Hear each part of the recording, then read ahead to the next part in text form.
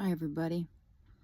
So, in the spirit of Valentine's Day week, which I didn't even really plan for, but it's like everything I'm called to share sort of fits that mold. A little bit of a trigger warning here. There's some information about animals' health. There's a story that I'm not going to give details on, certainly, but just I want to be as gentle as is possible with what I share. There's a story with a little bit of violence in it. Again, I'm going to be very soft and gentle and, general about that. So nothing too big. I wanted to say that. So beginning with a story. Wednesday, the 12th, we had a full moon. I believe it was called a snow moon in Leo. And I had gotten some messages that day from some friends, and they were having a hard day. And I was extending, my own heart to them. And it was, I don't know what time it was, but it was late. It was, I guess, getting close to midnight. I was in the van. I was kind of popping outside to see the moon. I don't know if anybody saw it. There were some clouds gliding in front of it, and it was really quite beautiful. But anyway, I had thought to myself, wow, did I guess I got away with, nothing crazy happening on the full moon. It's usually the new moons and the full moons that I do notice a different energetic quality in the atmosphere. I pay attention to what's going on in my own life. And those two particular phases of the moon, I tend to notice some things. So anyway, it's late, and I'm feeling grateful that it's like I sort of got away unscathed. And my cat, who I talk about regularly, I'm proud cat lady, and only hope to become, really fill the shoes of the ultimate cat lady. I've decided that's a goal in my life. Gotta have goals. It's hard to say, but so my cat Egg started having what looked like a seizure, and it was very scary and upsetting. Nothing like that has ever happened to her before.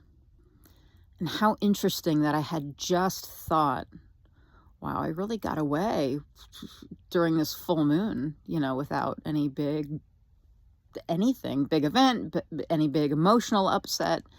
The moon rules water, the tides, and water being representative of the emotions. And when it's full, this is when, some people can experience high emotional states, events. So while that was happening, I had this stream of thoughts and images go through my mind, and it's like I saw images of my other cat that I lost recently, who is a real soulmate. And then I saw my mother, and that I had to let go of her. And I was thinking, not again, please. This is, I lost my other cat not that long ago. And I was just like, oh, please, I cannot go through this again. Not right now, please. Oh, geez, I lost one of my best friends recently, and other family members, including a very dear uncle. So that was what initially was going through my mind and my heart. And then when things settled down just a little bit, and Egg started behaving normally after just a short amount of time, and I sort of calmed down, And I was talking to my partner about it, and I said, whatever this thing is, this source of all life, this great consciousness, God, spirit, creative intelligence, what have you, like, it's like, it's a tall order to ask of a human being to love another human being, to love groups of human beings, to love animals. It's a tall order to have them love and then lose that. And there is a loss. There's a loss physically. There's a loss. There's a change. And it just got me thinking on the topic, like, a soul has to be the most. A soul in a human body has to be the most that I know of. The most badass entity out there in order to go through some of the experiences, heartbreak being a big one that I was thinking about. Like, for that to be a part of this game or this experience, whatever you want to call life, it just feels like a big ask. That's what I was saying to my partner. Feeling, in the midst of feeling a lot of fear and just the pain of watching something that you really love potentially suffer. And eventually leave, because I don't know of a living thing that doesn't eventually change form outside of the physical and die. And what had then occurred to me was, I was like, this has got to be a really big piece as to why we are here, why our souls are here, not why the personality is here, because that stuff all kind of comes secondary to me. I had heard a story told the other day where there's this teacher that I really enjoy, and she was saying, like at your funeral, they're not talking about your doctoral degree and the books that you wrote and the, the business that you started and this and that. It's all heart and soul related stuff. The way that person showed up for other people in their life, the loves that they had in their lives, the relationships that they had, the love that they shared with life around them during their time on earth. So to me, that's what feels of primary importance to me. No surprise if you're watching these videos, you know the lens I look through and where I'm coming from. And that next day was interesting because I spent really the whole time with this cat. And the reason I've been spending so much time with this cat is because I lost my other one several months back now, and it made my appreciation grow.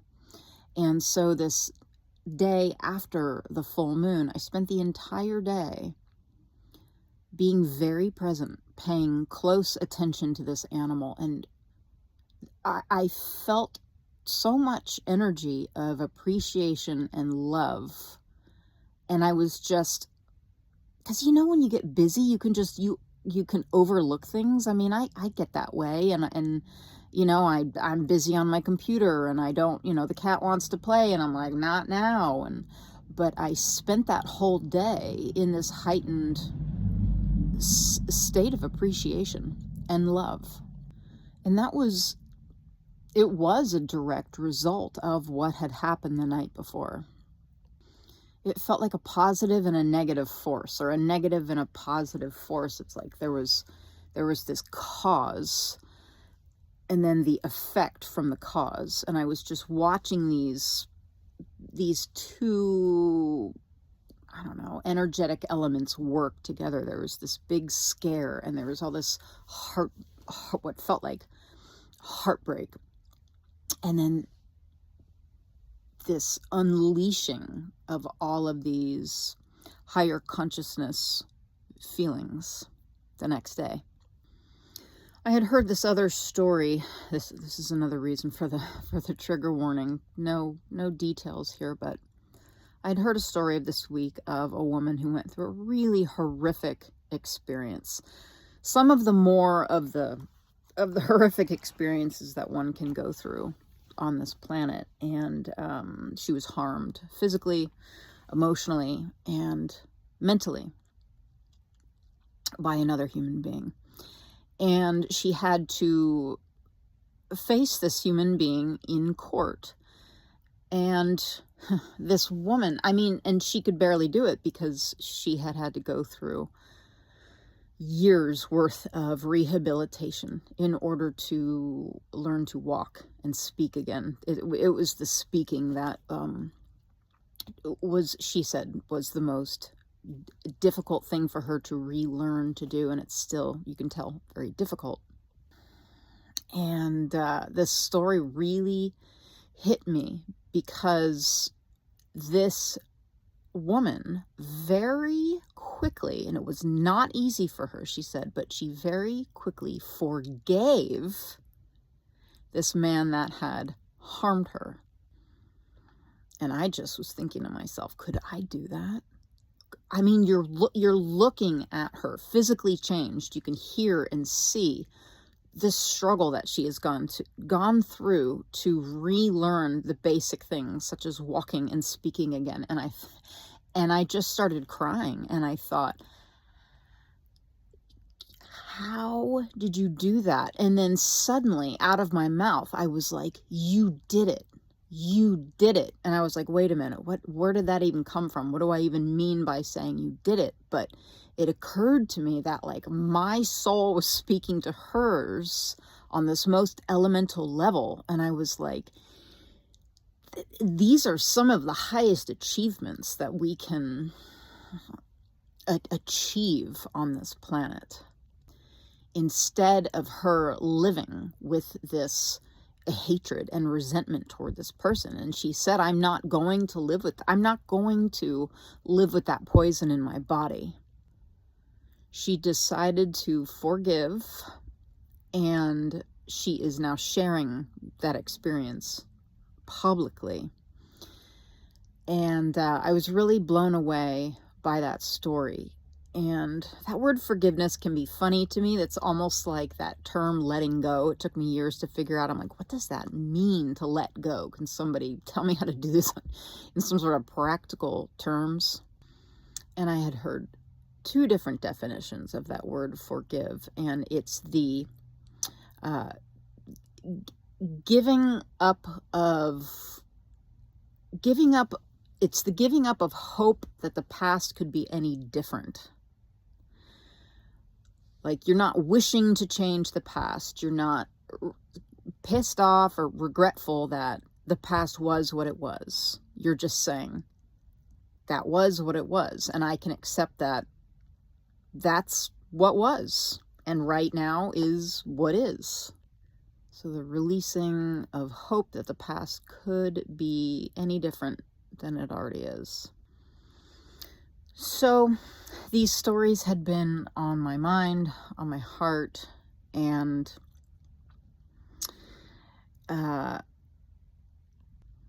there's this one particular podcast that I have felt incredibly in line with for years. I feel these huge similarities with the host. Like when I hear this person explain how what their life experience feels like to them, I'm like, it's like somebody explaining, it's like my truth is coming out of her mouth, and we just have these bizarre similarities in our lives. But then I discovered this week, it's not just her. There's a truth moving through what they are presenting in that podcast. And to me, anybody that is aligned with the truth, or yeah, I'll just say it that way, aligned with the truth. It's like it's all going to come out of our mouths, our expressions in life differently, because we're all differentiations of this one same life force energy. But it's like the same information. It's kind of like I had said in a video a while back, how in the world do all of these world religions at their base, how are they all containing the same message? So I don't know if it's where we are at just in our own evolution of consciousness, or if, you know, the full moon had anything to do with this, but there was a lady on her podcast that was describing heartbreak. She had gone through a divorce after being married for like 32 years, and she got cheated on, and she was having a very, very hard time with it. And she's a scientist, and she was speaking with one of her scientist friends, and she said, look, I am having an extremely hard time with this, and I need some powerful help to make it through this. And she said, should I do something like microdosing or psilocybin or so? And he agreed that, yeah, I actually think that could be a good viable idea or route for you. So anyhow, she did. The crazy thing to me is that this woman described a visual that came to her. And I swear to you, I had had the same visual the day before. And it was so different for me, this visual. I was out on my land.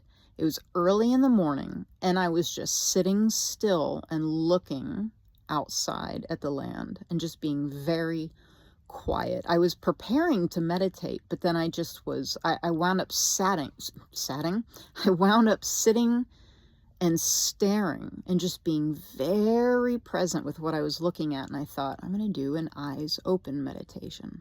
And so that's what started to happen. And this stream of memories and information started to just move through me. And then I got to this visualization, and this is the one that this woman and I had shared, and I could see myself growing like a tree, and certain life decisions that I had made that were maybe not in line with my soul. I could see them as these branches that were just growing, and were getting heavy on this side, and the tree wasn't healthy. And I thought, all right, everything is energy. Let's just prune this tree so that it can become healthy again. So in my mind, I'm there pruning away these branches and ripping away some vines that were stopping the tree from growing into its most healthy shape and state. And this is the story that this woman was telling on this podcast, and I was like, this is nuts. And she got that on, I forget exactly what she said. She called it a hippie flip. I don't know. It's a combination of two different chemicals that got her into this expanded state of consciousness.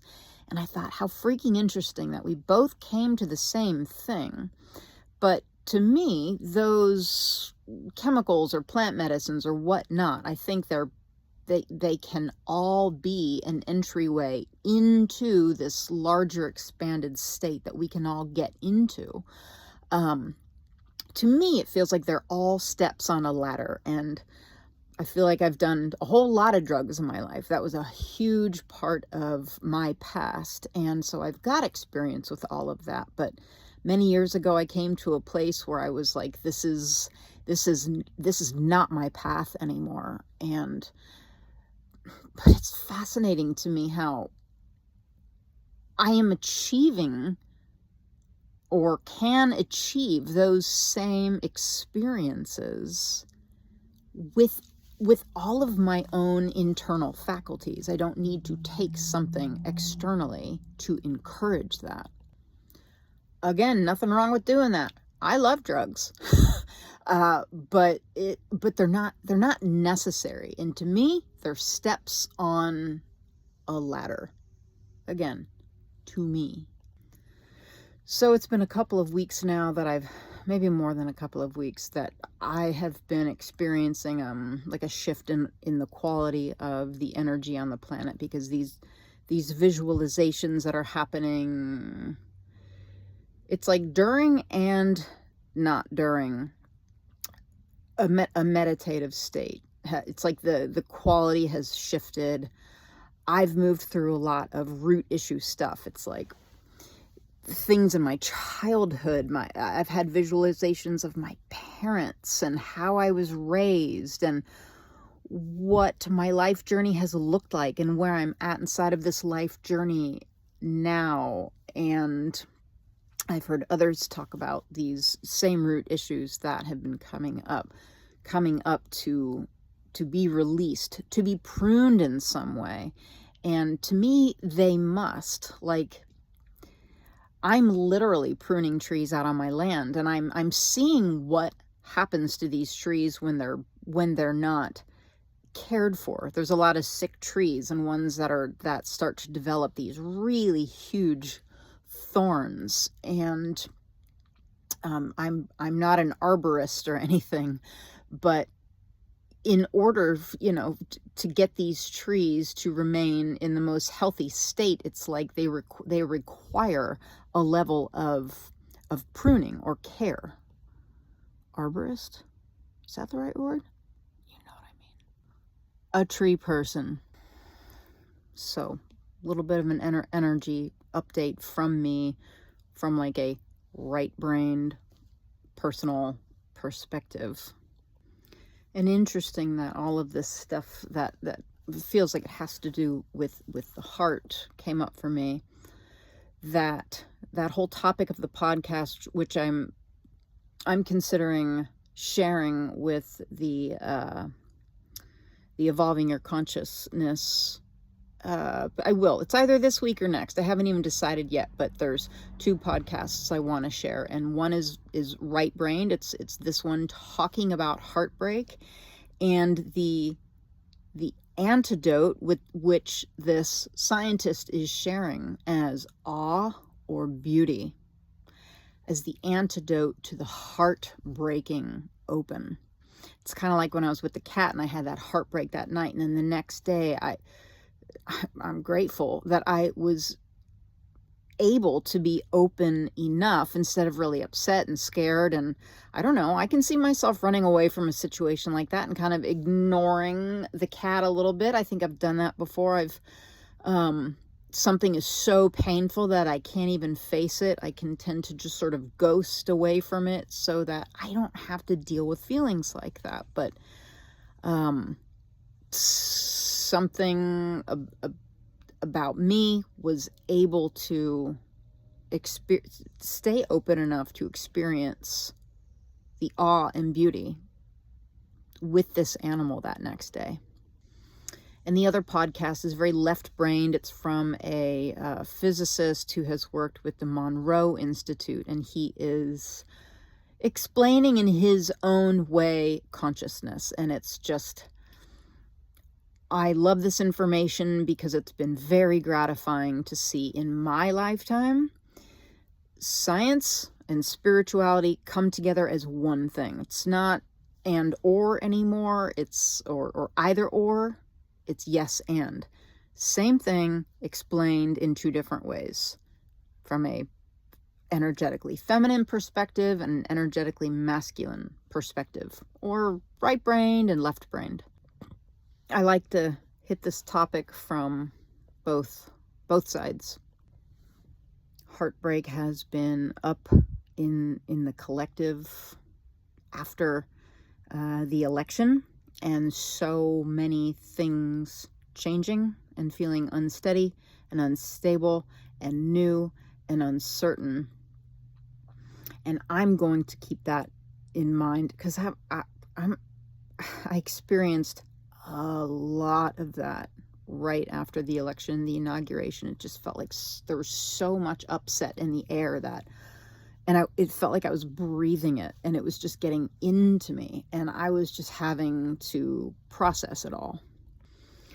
So I'll share that one right-brained podcast for those of you who are interested in listening to the whole thing. I've listened to it 3 times now. I'm getting so much from it, but just leaving you all with that gem right now, that of beauty and awe being the antidote for heartbreak. I think it was last week's video where I was talking about getting outside to the land and just wishing anybody who's feeling upset feelings to just go find a patch of sun because we can all get outside and experience nature somehow. Even looking out a window connects us to the pure positive energy of nature. But connecting with that, especially if you are feeling that energy of heartbreak. And this, to me, being an essential piece of our soul's growth, why we are here. I'm going to end this shortly. This makes me think of the Neil Donald Walsh. It's a short children's parable, The Little Soul in the Sun. It's one of the best things that I have ever read. And just a little synopsis of, there's this little soul in the ethers, in the heavens, whatever you want to call it, pre-embodiment. And it was confronted by this huge force, this major, major soul approached them. And the little soul felt like blinding love and respect and like passion and just like, oh my God, who are you? How did you get to be this way? I imagine it would be like meeting your hero. If you have a hero on planet Earth and you meet them and you're just like, oh my God, you're just in awe of who this person is. And you're like, how did you become like that? And I want to be like you when I grow up. Well, anyway, the little soul said that to this majestic soul and said, I don't know how you are the way you are, but I want to be like you. How do I be like you? And the big soul was like, oh, I don't know if do you really want to know? Do you really want to find out? And the little soul's like, yes, please, anything. I'll do anything to be anything like you. I would do anything. Long story short, it's the earth journey where we face these heartbreaks and we do not close down. Because this is, coming from a person studying integrative medicine for the past 5 years now and is deep in it, like this is where dis-ease, comes from. We cannot shut down. Like our souls is in an ever expanding state. So we have to remain in this open state rather than close down. Makes me think of the tree that's just left completely unattended to, and the branches get all old and gnarled and full of these thorns, instead of shedding some of that stuff and allowing like these new shoots to then open up and expand in like a plethora of directions. Anyway, that's some stuff that I've been that's just been on my mind and heart, sharing it with you in case any of that is useful in any way. And just finally, a last sincere, heartfelt thanks to those of you who are supporting this experimental endeavor with what's really my first online offering, this Evolving Your Consciousness offering. And you will be getting an email. I'm just putting your names in a hat, and one of you is receiving a free session. The rest of you are receiving a hefty discount on sessions. It could be for you, it could be for somebody else. It's just a gift to say thank you for signing up and supporting this endeavor. And that's it for now. Happy Heart Week. I hope you all are well. I think of you often, and more later. Mwah.